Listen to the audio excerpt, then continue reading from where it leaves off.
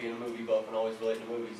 You ever seen Crossroads with Joe Seneca, Ralph Macchio, old movie about him growing up to be a blues guitarist player? And he looks at this kid that, I mean, he was playing classical music on a guitar, looking at him, he's like, boy, how are you going to learn anything when you know everything already? And that's the problem that we see real often is guys, well, I've been here 20 years, 10 years, and they think you're entitled to a pay raise being a veteran, like being a veteran in the industry, when you may have a kid fresh out of college, it might be the 1 of 10 that doesn't walk with his nose pointing up to the sky, and Mike could do your job better than you could, but I don't know, they just get complacent with it, and no desire for growth, no incentive. Well, think about how, and this is really a kudo to each of you, because each one of you could have said on Tuesday morning, the snow's coming, I've got so much work to do at my office, and now I'm going to come all the way out here to take a training class that not only is 1 day, but it's 3 days this week, and 4 times, 3 days a week, and I'm making a commitment to this. What am I thinking? Your competitors didn't do that, but here you are. And when you think about what makes, I had a boss one time, he had been with EDS for 30 years. I was working on my master's degree at the time, and he said to me, what on earth are you doing working on your master's degree? And I said, well, first off, I've been out of school for like 4 or 5 years, and my information is now getting dated. And he said to me, Mary Ann, he goes, I've been working for 30 years, I've never had a class. And he was like, I'm so proud of myself that I've never wasted time with school. So he's stuck 30 years ago. So think about what you're doing. I mean, hopefully you're getting some useful information out of this class that just causes you to think in different ways. And we never know what the value is of education, right? I read applications for doctoral degree candidates, and they're like, oh, I'm going to get my doctoral degree, I'm going to teach this, I'm going to get a promotion. You never know. You never know where your education is going to take you. Because who knows what idea or what statement that I say sparks your mind to go off in a different direction, or one of your peers says something, sparks you off in a different direction. You don't get that if all you're doing every day is your same exact job where you don't have any exposure to outside thought. Because you're in a routine, right? And we're all in it. And unless we make the conscious commitment, like all of you did, to come out of your work world, and to come into a situation where it's stimulating and learning and growth and those kind of things, your competitors aren't doing that. And look how many companies are in Southwestern Virginia. And they were all invited. And look at you guys showed up. We should have had standing room only in this place. Because the federal government offers huge opportunities, and your competitors aren't even looking at it right now. Okay, that's it. Amen. That's exactly right. That's exactly All right. right, I think one. So this isn't going to be a homework assignment, but if you wanted to conduct a SWOT analysis across your 3 NAICS codes, what's really important after you look at each NAICS code SWOT analysis is to look across the 3 NAICS code SWOT analysis and figure out, do you have a stronger strength than you thought you had because it encompasses much more of your product line? Do you have a bigger weakness than you thought you did because it encompasses everything across your product line? What's your plan to deal with threats? Because your threats are probably impacting every aspect of you. Which opportunities have the biggest payoff for your company? You were talking about different 69 products, and some of them have higher profit margins than others. What kinds of things can you do to get more of those high profit margin type of products? And how can you make your strengths even stronger? There's a school of research out there that we used to always tell kids, okay, you look at their report card, like, oh, okay, well, you did great in math, but you didn't do too well in spelling, or you didn't do too well in geography. And the idea was always to, okay, how can you get that kid as a whole to raise their grades across all their subjects? But as we start getting into adult learning theory, what we think about is, if I asked all of you today, some of you are going to be really good in math, some of you are going to be really good in geography, some of you are going to be really good in the scientific type things. And at this stage, it's much better for us to focus our efforts on our strengths and make our strengths even stronger. Because let's face it, we can't be all things to all people. And what's the value of me sitting down and learning calculus right now when I'm much better at doing other things? And if I can just keep honing and improving my skills over here. So it's a different kind of mentality than what the traditional thought process is for kids. Kids, obviously, we have to make sure they know how to spell and read by the time they get out of school. But, when we get to adult learners, we should be focusing on what our strengths are. So if we figure out what our company's strengths are, how can we make them even stronger and blow the competitors out of the water? Go ahead. Not that they can't do it alone, but I do want to put it out there to all of our heart companies in our project that if you would like someone to help facilitate that for you, because sit down by yourself, first of all, doing it when you've got the world going on, but Sam can come and meet with you and go through that process with you. And just to have somebody else to kind of help you with that, he'd be happy to do that before our next meeting.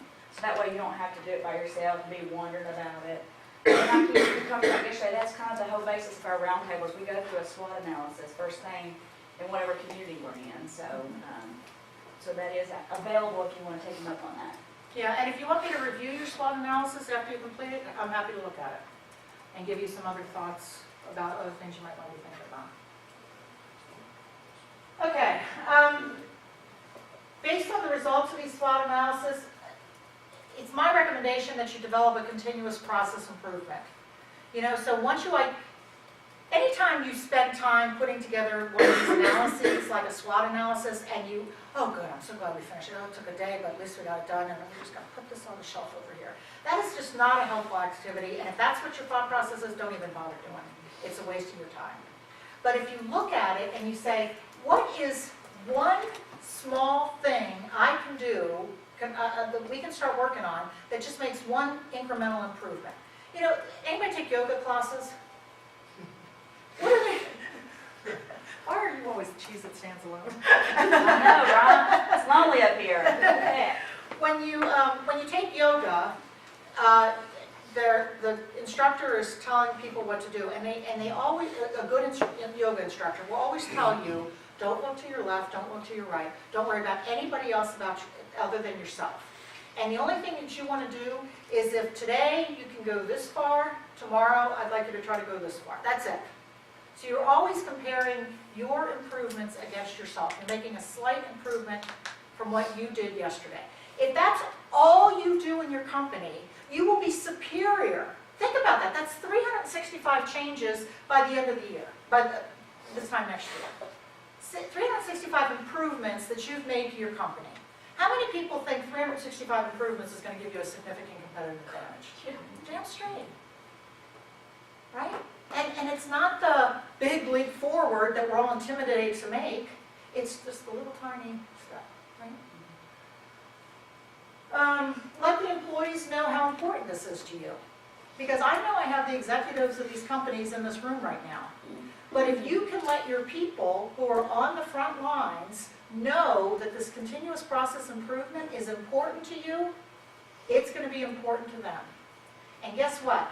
They're going to be the ones that make most of the changes for you. And they're going to be the ones that know what changes to make for you.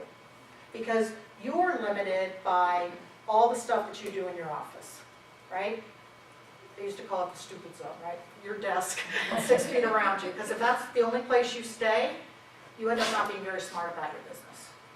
If you get out, you walk around, you're talking to your people, you're talking to your customers, you're talking to your competitors, you're looking at what the industry's doing, you're looking at trends, you're looking at the market, you're reading the Wall Street Journal, you're reading what the economy's doing. Now all of a sudden, you've got fodder for your thought process that you can use to move forward. Be open to their improvement ideas. If you're that stodgy person, when somebody comes with a brand new idea and says, oh, we've been here 20 years, I'm telling you, tried that at least 20 times. You're going to send a message to that person that there's no idea that they can come up with that's going to be appealing to you. Instead, say, we've tried this and these are the approaches we've taken. Do you have a different way that you can think of that we can try? I'm totally open to it. Do you have a different approach that we can try? Don't shoot the messenger. If people come to you and say, I've noticed a problem in the way we do deliveries, don't chop off their head. Because again, they're not going to come to you with any more suggestions. Share rewards of innovative ideas. These ideas that they come up with are going to cause your company to grow by leaps and bounds. Share the profits. Let them know that their opinions have value, and not just kudos, thank you on the back, but there's actually some financial incentive. Doesn't have to be a great deal, but people are going to be more inclined, just like all of us would. If I told you I'd give you $1,000 for a good idea, you're gonna come up with good ideas, right? If everybody come up with great ideas and you give them to me, I'm like, okay, yeah, now my paycheck's going up, but yours isn't. How many ideas are you gonna come forth with? You know, it's human nature. And of course, we believe everything you're telling us, but just to kind of validate, there's a manufacturing facility in Smith County. And years ago, they changed their approach. Instead of just management doing everything, is they went into what they call like mini teams, where each one of their lines was a little mini business. And the people who worked on it owned it. They were responsible for it, scheduling it, maintenance, problem solving, and those individuals took ownership of it. And sometimes it was just a matter of having a place to put the scissors every time when you're done with it, those little incremental things. But when you empower them and they're in the trenches, they see it, and I saw the whole company just, the people are happy, they have less than 1% turnover a year. I mean, they're very empowered. And so I've seen firsthand what you're talking about, and it really does make a difference. Yeah, hundreds of Harvard Business Review cases. You know, you read any of the top management books, they're talking about this kind of stuff. This is not me telling you. This is solid research behind it. Because too often we have this, and I'll just give you a small example. I wanted to start a gratitude journal because there's a lot of research being done on if you are just truly grateful, you have a better disposition, you're more appreciative of people, your health improves. Like, there's just all these positive things about, because let's face it, we can all go through the day and say, oh, you know, the coffee wasn't too great today, or this wasn't too great, or that wasn't too great, and always just pick. But when we do that, it like burdens us. It makes us small. It just, you know, all of a sudden we're dealing with the weight of the world. Whereas if you've got this gratitude notion, you know, you're constantly appreciative of people who are doing things. You're constantly saying thank you to people. People respond to you saying thank you because they don't really get appreciation anyway, right? And so just a positive cycle that starts. But here's my crazy mind. I had a brand new journal from my gratitude journal, and it was really pretty and everything else. And like, I didn't start for like a couple weeks. Why didn't I start? Because I wanted something really perfect to start that first page with. How stupid is that? Right? I'm waiting for that big, great thing so that my gratitude journal will be off to an illustrious. You know what I did? I took an old tablet and I said, okay, I'm starting today, right here. And I just started writing. And guess what? Now I've got a routine and I can go with it. And it doesn't matter to me whether it's a great thing or a little thing because all things you're grateful for are important. But I couldn't get my head around that initially, so I just started with an old blank notebook. We all have our crazy. Never become complacent. As I mentioned, EDS used to be 150,000 people, doesn't exist anymore. And this whole idea of big idea versus incremental improvements. Okay, any questions? Any answers? Anybody still give a damn? What was the downfall? Complacency? They were very cocky, just this, like, we're EDS kind of thing. And I was an executive for the company. There were 12 of us that were EDS thought leaders. And I got to meet with heads of state and Bill Gates and all these, you know, it was a really cool job. But I think they just, they started lying to government agencies about financials. And so the SEC conducted a big old investigation. And then HP bought part of it. And the people that worked for EDS that went to HP, they had like 3 or 4 different salary cuts. And then it just like, kept getting sold, and now it just doesn't exist in any form that it used to be in. And they had some problems with some international contracts. They got too big for their britches, and they thought they were above the law. And quite honestly, they were one of these companies that always touted how great they were and how ethical they were. And quite honestly, when I left the company, I didn't know this stuff about the unethical stuff until I went to go work for Defense Acquisition University 10 years later. And we did a case study on EDS and found all these SEC filings and everything else. I'm like, oh my God, that's when I was there. Like, that was when all this stuff was going down. In fact, this contract that I mentioned where I was brought in to renegotiate it, we were renegotiating with the admiral and the contracting officer who were responsible for it, and the people at the top were lying about all the information we were getting. And that's why crazy. Do you have a question? I did, which that's a good segue into it. For weaknesses, you said that, well, how do competitors highlight these? your businesses, new business. Mhm. Where's that done at?